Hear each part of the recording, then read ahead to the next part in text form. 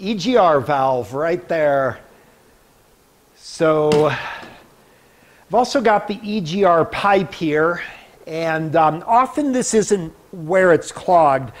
This part goes into the intake, this part will go into the exhaust. Either one of the ports where these go into usually is where the clog is. It usually isn't the pipe itself.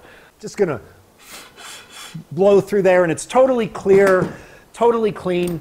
So we need to examine our ports over on the exhaust and the intake.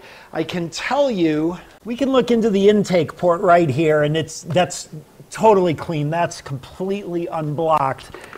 I will hand it to this owner of this Jeep. He's pretty handy because it's a little tricky getting that EGR valve out. I wish I could show you this, but I'm going to use a mirror to look in here. Oh, well, that port is open. Yeah, maybe let me get my borescope. We'll give you a look here. All right, sorry for the video here, but I can't get my stupid phone to connect to my TV, which would be really cool. Okay, so right there is the port to the exhaust for the EGR, and we can see here, let's go down in there a little bit. Right here is usually where you'll get your carbon buildup. It's actually perfectly clean. We can actually go down here a little bit, like an endoscopy here, or a colonoscopy, maybe it's more like. Let's see. Yeah, it's totally clear all the way down here. Yep. All right, so I was wrong. This is not a blockage. All right, let's take a look at that EGR valve now. Okay, we're going to go back to our actuation test here, and we're going to look at the movement on this because we either have an electrical problem or this brand new EGR valve is bad out of the box and maybe isn't opening until it gets more than a 34% duty command, because we saw that while there is some movement on the pintle, and I was a little skeptical that that movement may have looked kind of minimal, there was no change that we could detect in the flow. Okay, so what I want to do is check the pintle movement on this EGR valve. So we're going to connect this thing back in and look at the pintle movement, because I am kind of convinced that this brand new EGR valve may actually be defective. And then, of course, I'm going to hear no end from the teeming millions about, well, you just said that we're not going to replace the EGR valve, and replacing the EGR valve would be dumb. But the difference is that I will know 100% that this EGR valve is bad. It won't be anything near a guess. And the other thing, too, is having this EGR already replaced, what would somebody else do? I mean, where are we down to now? Replacing the PCM possibly, replacing intake manifold, all kinds of things would happen because people wouldn't suspect the bad EGR out of the box. But that's where I'm at. I do believe there's something wrong here. Okay, so right now we have the key on, engine off. What we're going to do is, while I got some pintle movement detected between 17 and 34% duty cycle, we didn't notice any impact at all. And maybe it's actually this new valve has a clog or something. So I'm going to blow through here, and then we're going to hit the 17% and see how much flow we get. Oh, well, wait, we got a problem right off the bat. Hold on. I can blow through this valve already. Let me verify that. Yeah, I can blow a little bit through this valve already. So actually, oh, this is good. This is actually really good news, because this is also going to fix our PO300. It's a little bit hard to explain with the fuel trims, but we've got a leaking brand new EGR valve is exactly what's going on. That's causing the PO300 and my kind of rough idle. And what I think we're going to have here is, when I plug this in, and we'll give you a listen to this through the microphone, should not be able to blow through this. You can hear I can totally blow through it. Actually, it's kind of weird because how come my field trims didn't really reflect that? It showed that there was correction for it. Let's put 17% on here. Come on, 17%. Why is this slow? There it is. It's exactly the same. Exactly the same. No difference at all. All right, let's go 34%. Wow, it's exactly the same. Absolutely no difference. So we've got kind of the opposite of what I thought, and it's actually better news. We've got a leakage in this solenoid, and it also isn't changing position significantly, or it is changing position, but there's something still obstructing. Let's see if my 51% will work now. Earlier it didn't. No, it does. Okay, so there's 51. Oh, you can, it's like 100%. You can blow through this completely. Okay, so I'm going to blow through that, and then we're going to change it to 17% and listen to the difference. There's 17. You heard the blowing pretty much stops, but I can still blow through it. Now we're going to go 17% to 0.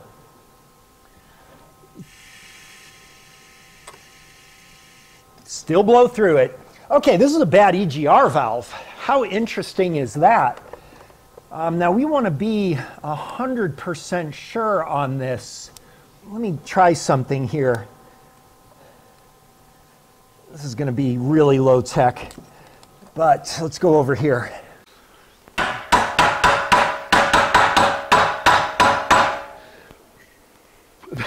And now I can't blow through it. Now it's fixed. All right, connect up again here. And let's go 17%. I can blow through it. Let's go 0%, see if it stops now.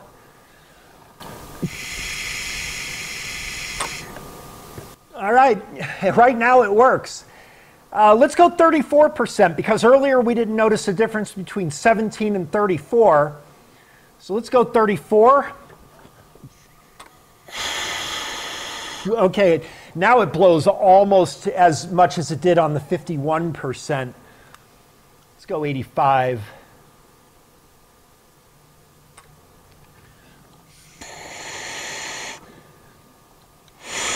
Yeah, blow all the way through it. Let's go back to 0 again. Oh, shoot, now I can blow through it again. Well, that didn't last long. All right, we need a new EGR valve, or there could be something wrong with our electrical here. I do actually think I want to test that, come to think of it, before I buy a new valve. So let's go back to the wire diagram real quick. Just want to make sure we don't have something like a bad ground or insufficient power on the solenoid control. So the ground is black and light green. Solenoid control is dark blue with a violet. All right, let's go back. All right, dark blue with violet. Right there is a dark blue with a violet. What we want to do is measure our voltage drop here, obviously, so that we can rule out if this is possibly an electrical issue. Okay, so black and light green is our ground. There's black and light green right there.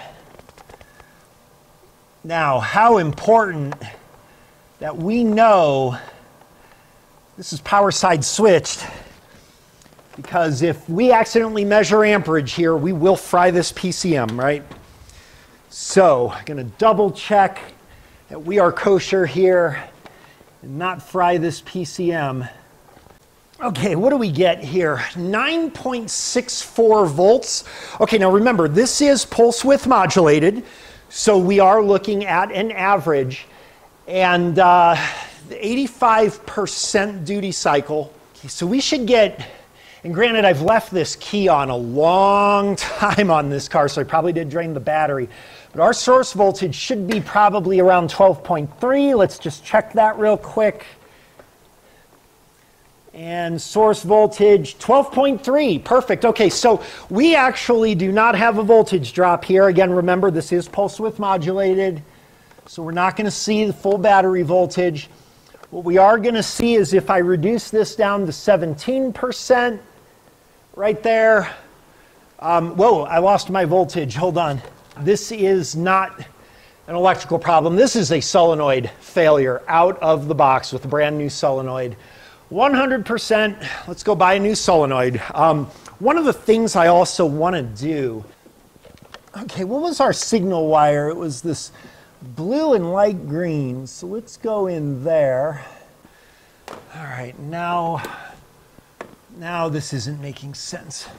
Looks like now my potentiometer is not working. Let me get a hammer here. I might have broken the potentiometer when I banged on this thing. I bet I did. Yep, I bet I did. All right, well now we definitely need a new EGR valve, but we needed it anyway. We actually needed it anyway. Let's see here. Yeah, it looks like my potentiometer is no longer working on here, but we know that this valve is leaking. Let's put it back to 17. Totally moves. Wow, you can blow a lot more through it now than before, but it's definitely less than at 85. Let's go to my 0% one more time.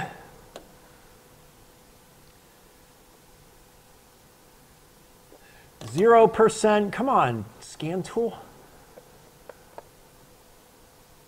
There it goes. Well, I can blow the same exact amounts as I could with the 17%. Let's check our signal position here. And now it reads 0.1, 0.2 volts. What the hell? Okay, yeah, potentiometer is not happy in there. But this valve is bad. So I'm going to talk to the customer, see if they've got the receipt for this valve. I'm going to take this back to the store, see if we can get a no-charge replacement. But this valve is our issue. All right, brand new EGR valve. Old EGR valve, because this one also is new. Just going to put a piece of tape over this one to make absolutely sure we don't accidentally mix them up. All right, oh, they are different. So this one I know is brand new. This one may actually be remanufactured. This may be remanufactured. And maybe that's what the issue is. But this one I know is brand new. So the first thing, yeah, you cannot blow through it at all. So this is great. This is also going to fix the PO300 obviously as well. So let's go ahead and plug this one in and take a look at it. All right, well, this is exciting. I already know this is going to be a fix. Some of this I'm just doing out of curiosity, but also need to be 100% sure. Yeah, can't blow through it at all. Let's hit 17% on our meter here. Wow, you still can barely blow through it, but it is a little different. Let's see if 34% has a noticeable change now. Most definitely it does. Yeah, that would be enough to kill the engine right there.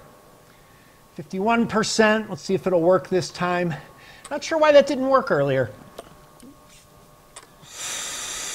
Yep, blow through it 100% almost. All right, let's go here to 0%. I don't have my DVOM hooked up, that's why we're not reading anything. Let's make sure I can't blow through it. Not at all, not even the least bit. Okay, so now let's get our DVOM in here and make sure our potentiometer on this one works. I want to get to my blue and light green.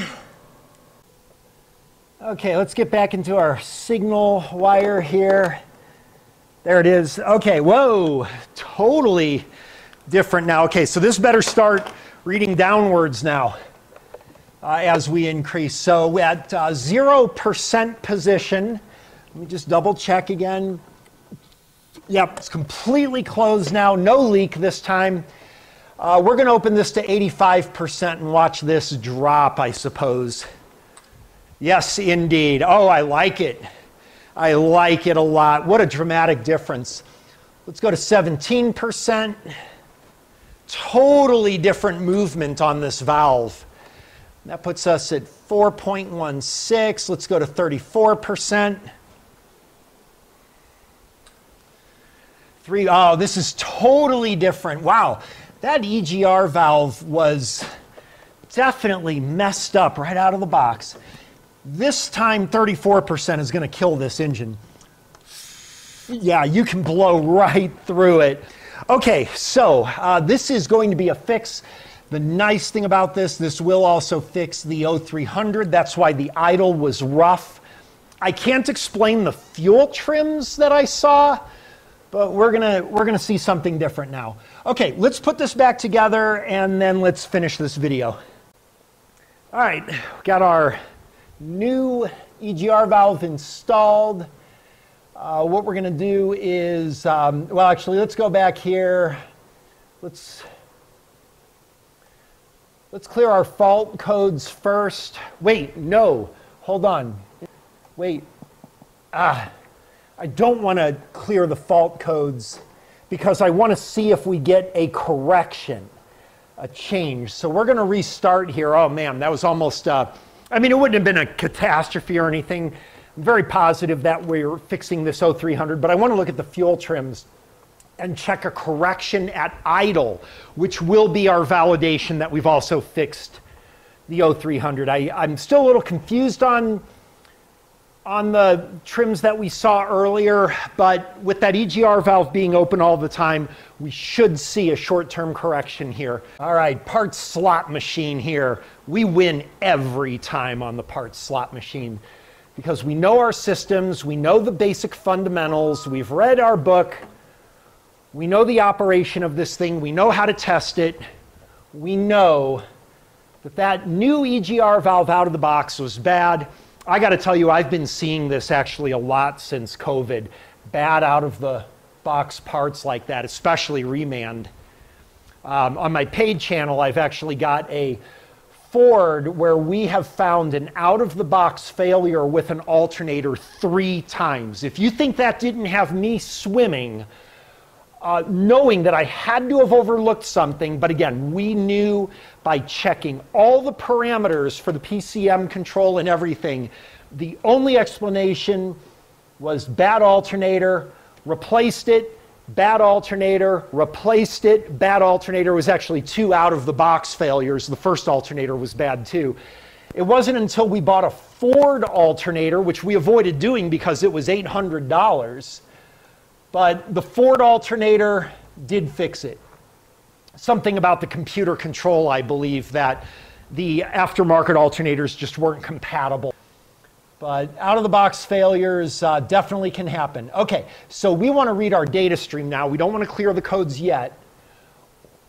Really just interested in the short-term trims right now.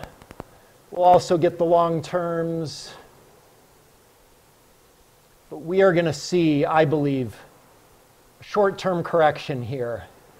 God, why are these so hard to find here? Short-term, long-term, way up here. Okay, golly, man. So weird. Okay, and then we're going to look at our EGR data as well. Duty cycle. You know what? I didn't even look at the flow on the last time. Well, I don't think we activated the EGR actually last time. So these will all read 0 actually. Sense volts will be the same though. All right, engine speed. I think that's all I need right now. I know that the EGR is going to work. Let's start this engine up. Now, by now, it's probably back in open loop. Okay, engine starts up suspiciously easily. I expected maybe we'd need a little correction there. We're not getting, oh, there's our readings right there. Okay, so look at our short terms correcting. Huge now. Huge corrections on the short term. This is a fix. That's all I needed to see. All right, let's give this a little time. We'll come back in a second. Okay, coming back here, we see that our short terms have stabilized considerably. Still a little bit more on our bank 2. Our long terms look really stable. Let's get our graph back up here. Okay, again, keeping in mind the scale, we've got this yellow guy that's all over the place. Looks really bad, but our scale is only from around 0.1 to 4. So really not that bad. You got to take the scales into consideration. And on this, you can fix the scales, which would be a good thing to do. All right, let's give this some throttle.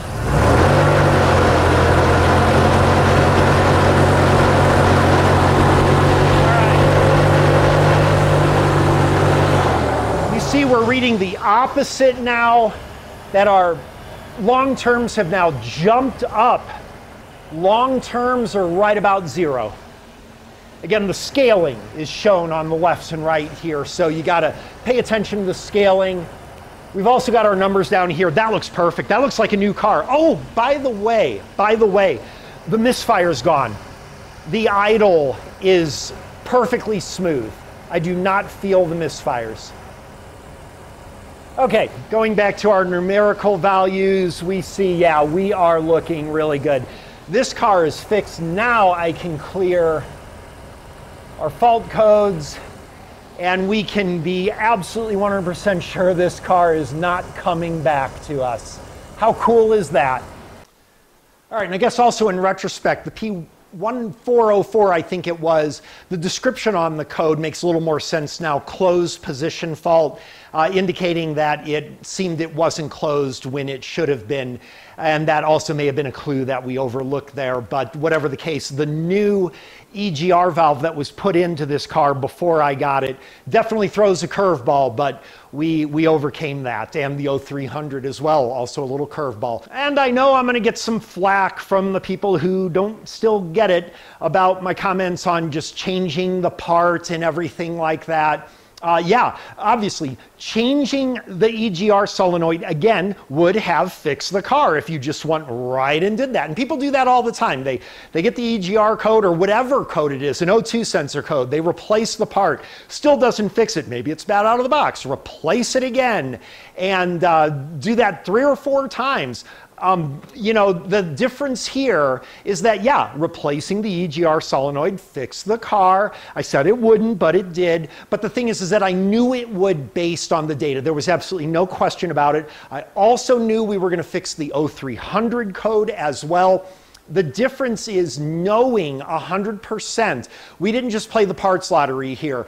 Sure, it turned out to be something different than I expected, but the data showed that before I committed to any parts. We followed the data that clearly pointed that the new EGR valve was faulty. We didn't just do it on a guess because we replaced it and it didn't fix it still, so we'll just try it again. We knew exactly what we were doing here, and that's where the difference is. This car is not going to come back to me. For my regular subscribers, again, as always, thank you so much for your support. It is greatly, greatly appreciated. We're almost to 300,000 subscribers already, believe it or not. So thanks tremendously for your support. Always thinking about you guys when I do videos and what kind of material you would like and some good case studies. So hopefully we met that expectation today. Thanks again. We will see you next time.